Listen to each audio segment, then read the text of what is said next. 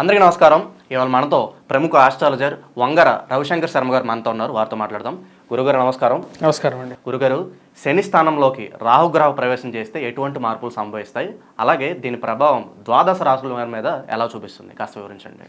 తప్పకుండా. ఈరోజు మనం గమనించినట్లయితే 9 జూలై రోజు వచ్చేటప్పటికి రాహుగ్రహ మార్పు, నక్షత్ర పరివర్తన అనేది జరుగుతుందన్నమాట.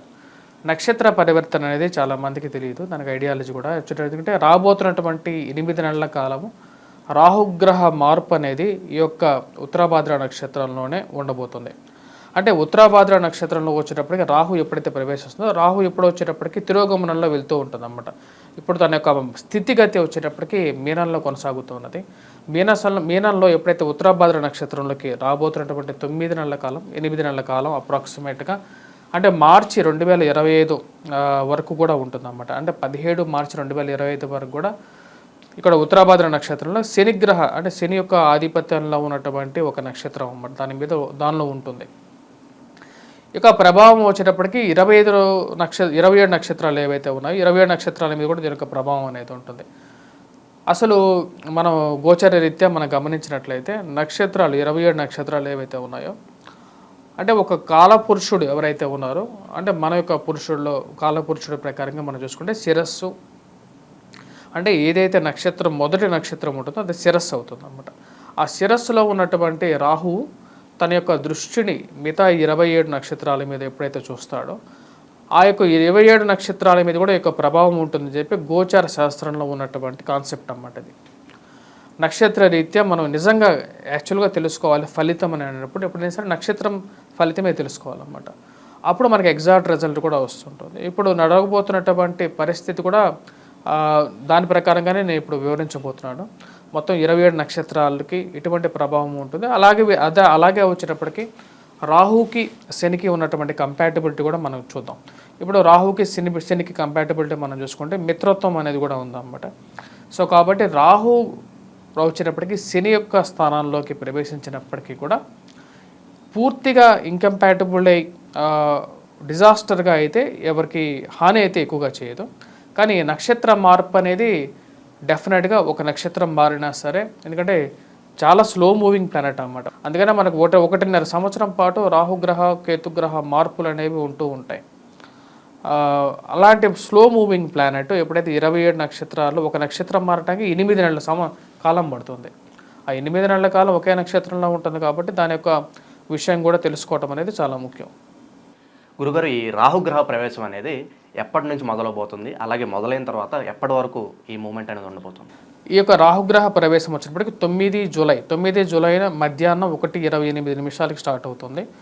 రేపు రాబోతున్నటువంటి 9 జూలై ఇది వచ్చేటప్పటికి ఇది కంటిన్యూషన్గా జరుగుతూ ఉంటుంది. పూర్వభాద్ర నక్షత్రంలోకి ఎప్పుడైతే ప్రవేశిస్తుందో అప్పటితో ఇది సమాప్తం అవుతుంది అన్నమాట. అంటే దగ్గర మనకి 8 నెలల కాలం అనేది టోటల్గా ఈ యొక్క పీరియడ్ అనేది ఉంటుంది. 2025 మార్చి వరకు కూడా ఒకటే నక్షత్రంలో రాహు యొక్క మార్పు అనేది ప్రవేశం అనేది ఉంటూ ఉంటుంది అన్నమాట. కాబట్టి ఈ యొక్క 27 నక్షత్రాలకు కూడా ప్లస్ ప్రతి రాశి వారికి కూడా ఎలా ఉంటుంది అనేది తెలుసుకోవటం అనేది చాలా ముఖ్యం. గురుగారు, శని స్థానంలో రాహుగ్రహ ప్రవేశం వల్ల వృషభ రాశి వారికి ఎలాంటి ఫలితాలు ఉండబోతున్నాయి, అలాగే ఈ ప్రవేశం అనేది ఎప్పటి నుంచి ఎప్పటి వరకు ఉండబోతుంది, దీని ప్రభావాలు అనేవి ఎలా ఉండబోతున్నాయి, కాస్త వివరించండి. డెఫినెట్గా ఇప్పుడు వచ్చేటప్పటికి మనం గమనించినట్లయితే రాహు యొక్క మార్పు అనేది రేపు రాబోతున్నటువంటి 9 జూలై నుంచి 2025 మార్చి 17వ తారీఖు వరకు కూడా జరగబోతుంది. ఉత్తరాభాద్ర నక్షత్రంలోకి జరుగుతుంది. ఉత్తరాభాద్ర నక్షత్ర అధిపతి వచ్చేటప్పటికి శని స్థానంలోకి రాహుగ్రహ మార్పు జరిగినప్పుడు ఇప్పుడు ఎలా ఉంటుంది అంటే శనికి రాహుకు వచ్చేటప్పటికి కంపాటబిలిటీ అనేది ఉంది. కానీ మనం గమనించినట్లయితే ఎప్పుడైతే శని శిరస్సు భాగం వచ్చేటప్పటికి మనకు ఉత్తరాభాద్ర నక్షత్రం అవుతుంది అన్నమాట. దాని తర్వాత 27 నక్షత్రాలు అవుతాయి. సో మొదటి 3 నక్షత్రాలు వచ్చేటప్పటికి మేషంలోకి వెళ్ళిపోయింది. ఇప్పుడు వచ్చేటప్పటికి కుడి కాలు మీదకి వెళ్తుంది అన్నమాట. కుడి కాలు మీదకి వెళ్తుంది. తన యొక్క రాహుగ్రహ దృష్టి అనేది కుడి కాలు మీద ఉంటుంది. ప్లస్ కృతికా నక్షత్ర జాతకులు ఎవరైతే వృషభ రాశిలో ఉన్నారో వారికి మొహం మీద, అంటే ఆ 3 నక్షత్రాలు మోముగా అంటారు అన్నమాట. సో మొహం మీద ఉంటుంది కాబట్టి వారికి అనుకూలంగానే ఉంటుంది. కృతికా నక్షత్ర జాతకులకి మంచి అనుకూలంగా ఉంటుంది. వృత్తిపరంగా వ్యాపారపరంగా కూడా బాగుంటుంది. సుఖాన్ని ఇవ్వగలుగుతాడు. వైవాహిక జీవితంలో కానీ ఉద్యోగపరంగా కానీ మానసిక ప్రశాంతతను ఇవ్వగలుగుతాడు అన్నమాట. కానీ రాహు మిగతా 2 నక్షత్రాలు ఏవైతే ఉన్నాయో రోహిణి నక్షత్ర జాతకులు, మృగశిర నక్షత్ర జాతకులకి ప్రయాణాన్ని సూచిస్తాడనమాట. కాలు అనేది సూచన వచ్చేటప్పటికి ప్రయాణానికి మూల బిందువుగా ఉంటుంది కాబట్టి ప్రయాణాన్ని ఇవ్వగలుగుతాడు. దూర ప్రాంత ప్రయాణము, అబ్రాడ్ ట్రావెల్ కానీ ఎవరైతే చేయాలనుకుంటున్నారో వారికి ప్రయాణాన్ని ఇవ్వగలుగుతాడు.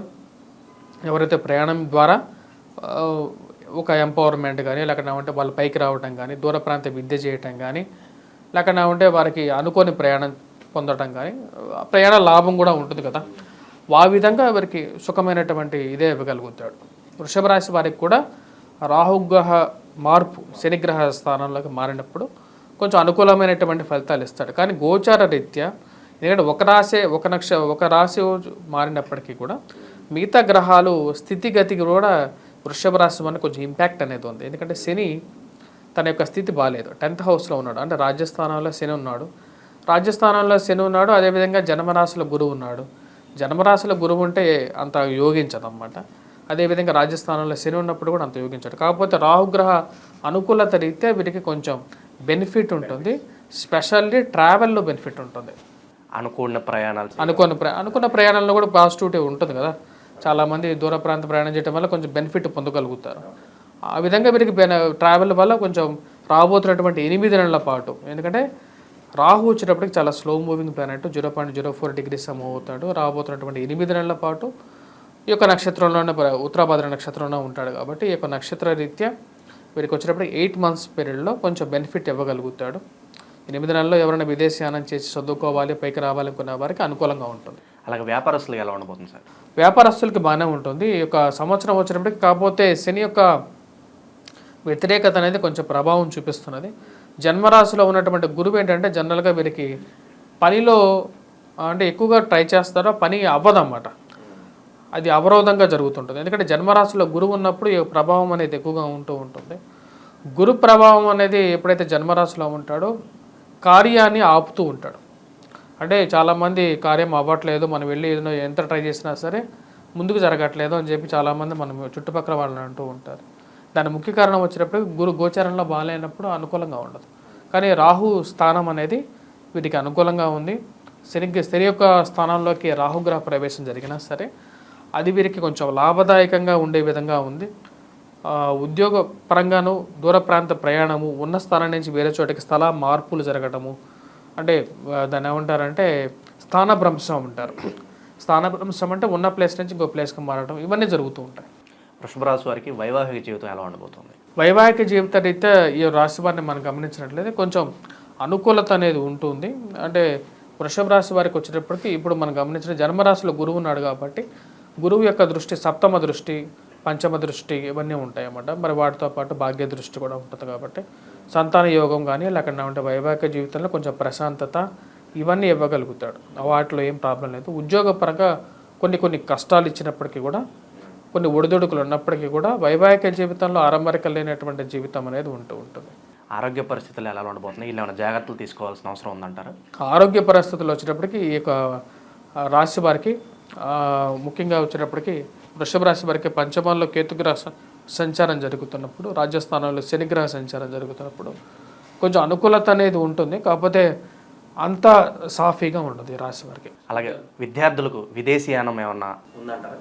ఈ యొక్క రాశి వారికి వచ్చేటప్పటికి విదేశీయానం గురించి వృషభ రాశి వారికి చెప్పడం జరిగింది. నేను ఇప్పుడే విదేశీయాన ప్రయత్నాలు చేసేటువంటి వారికి అనుకూలంగా ఉంటుంది యాక్చువల్గా. ఎందుకంటే రాహు మంచి స్థానంలోకి రాబోతుంది. శనిగ్రహ నక్షత్రంలోకి వచ్చినప్పుడు వీళ్ళకి వచ్చేటప్పటికి ప్రయాణంలో రాహుగ్రహ దృష్టి వచ్చేటప్పుడు కుడికాలు మీద ఉంది కాబట్టి ఈ సంవత్సరంలో రాబోతున్నటువంటి 8 నెలల్లో విదేశీయానం ప్రయత్నం చేసేటువంటి వారు ఎవరైతే అబ్రాడ్ వెళ్ళి చదువుకోవటానికి లేకుండా ఉంటే ఉద్యోగం చేయాలి ప్రయత్నం చేసేటువంటి వారికి అనుకూలంగా ఉంటుంది. దూర ప్రాంత ప్రయాణం చేయగలుగుతారు, సక్సెస్ అవ్వగలుగుతారు. ఆకస్మిక ధనం ఏదన్నా వచ్చే అవకాశం ఉందంటారా? ఆకస్మిక ధనం వృషభ రాశి వారికి లేదు. దానికి కారణం వచ్చేటప్పటికి గురువు అంత అనుకూలంగా లేడు. ప్లస్ పంచమంలో కేతు ఉన్నాడు, లాభస్థానంలో రాహు ఉన్నాడు, 10th హౌస్లో వచ్చేటప్పటికి శని ఉన్నాడు కాబట్టి అంత అనుకూలంగా లేదు. కొంచెం ఎలా ఉంటుందంటే వీరికి టైం అనేది పాస్ అవ్వాలి, ఇంకా టైం పడుతుంది. నెక్స్ట్ ఇయర్ బాగుంటుంది వీరికి. శని స్థానంలో రాహుగ్రహం ప్రవేశించడం వల్ల వృషభ రాశి వారికి ఎలాంటి ఫలితాలు ఉంటాయో తెలియజేసినందుకు ధన్యవాదాలు గురుగారు.